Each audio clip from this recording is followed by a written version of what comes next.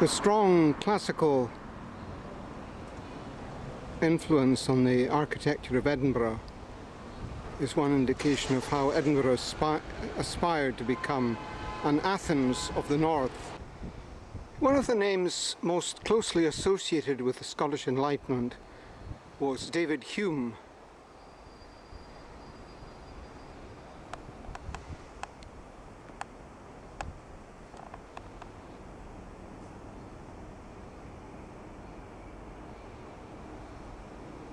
Highly controversial in his own day, he was to become very influential through his writings, became one of Europe's leading men of letters. That was particularly true on the North American continent, and it's interesting that this memorial in memory of Scottish American soldiers is situated very closely beside the monument or the grave of David Hume. Here we have none other than Abraham Lincoln.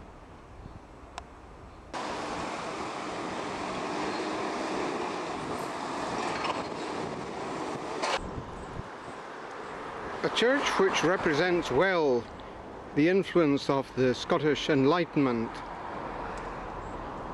is the Canongate Church, which is well patronised by members of the royal family today, it being very close to the Palace of Holyrood. The old High School of Edinburgh building gives an indication of the impact of Scottish Enlightenment thinking on Scotland's educational system as a whole, and especially on the fee-paying schools. The main entrance to the Palace of Holyrood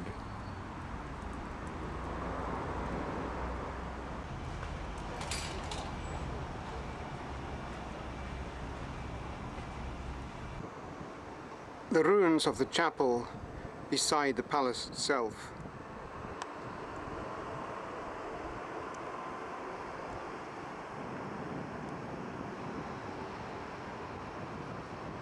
Scottish Storytelling Centre, John Knox House and the Netherbow Centre, used by the Shaftesbury Project on a number of occasions for highly successful Scottish conferences. Next to David Hume, Adam Smith is the best known name connected to the Scottish Enlightenment.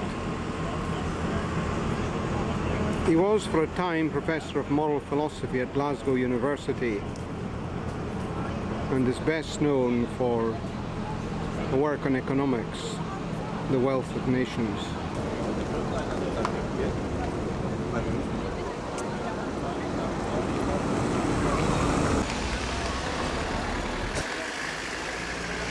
The Cathedral of St. Giles.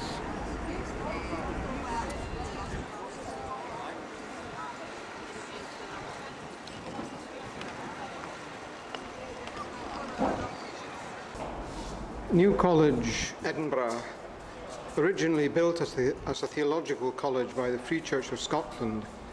It is now part of the Divinity Faculty of Edinburgh University, and the doors at the top of the steps lead into the Assembly Hall, which is now the hall which is used by the General Assembly of the Church of Scotland.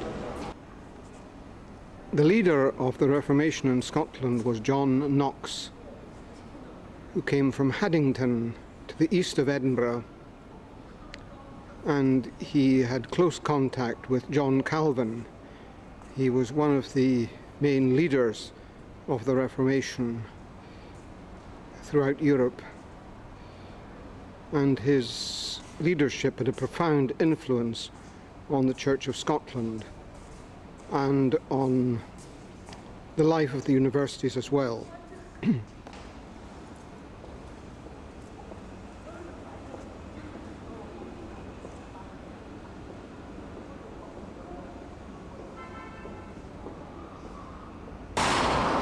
Glasgow is Scotland's largest city.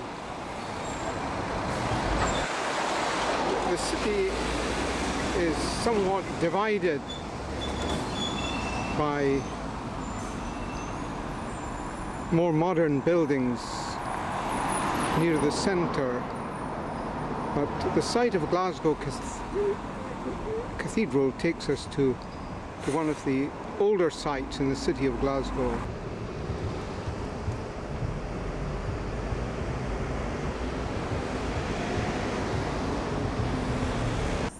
The ancient words of the burial ground in 1833.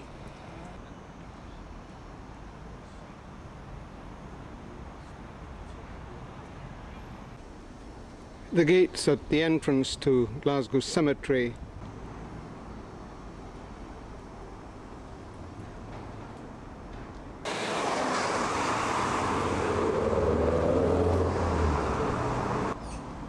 near the cathedral, the Barony Church, which reflects the wider social concern of the Church of Scotland, a congregation once occupied this building, which sought to carry out an outreach to the east of Glasgow.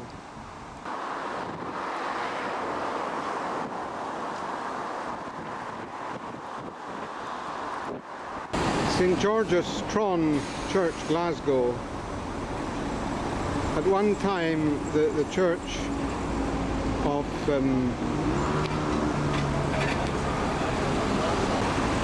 Tom Allen, who was a leading light in the Tell Scotland campaign when Billy Graham came to Scotland in the mid-50s.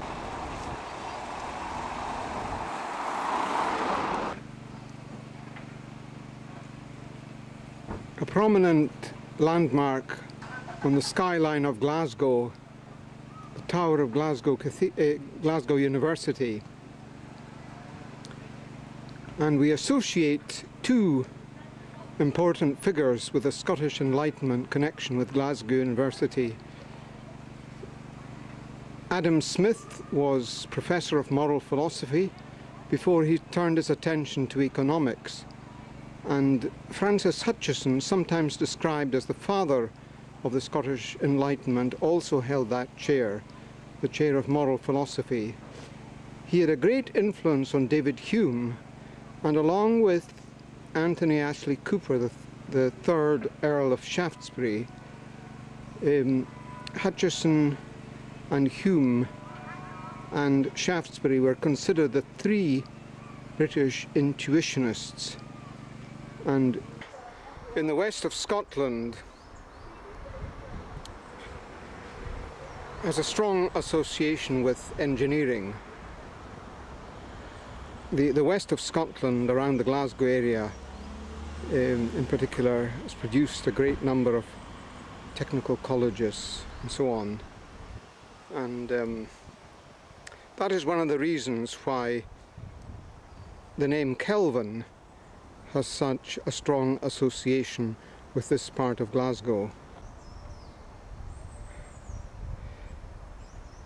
And so if the academic enterprise is to lead to practical results which are beneficial to the community, then here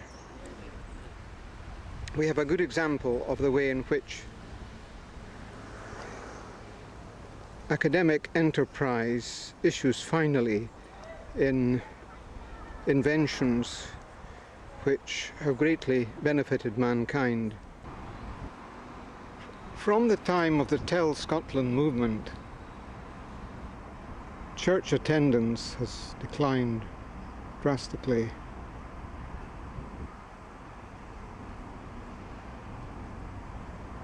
The whole landscape has changed beyond recognition.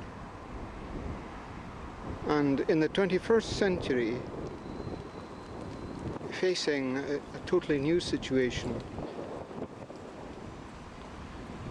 despite all the material advances which people have made, the great signs of prosperity, of modernization, society still faces many questions which simply cannot be met on the basis of the dry crusts of a secular view of life.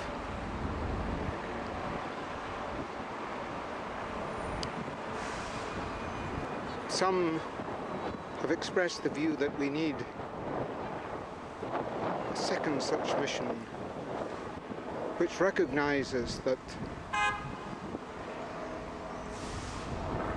modern ways of dealing with problems do not provide us with all the answers, and that there are underlying spiritual needs which must be met first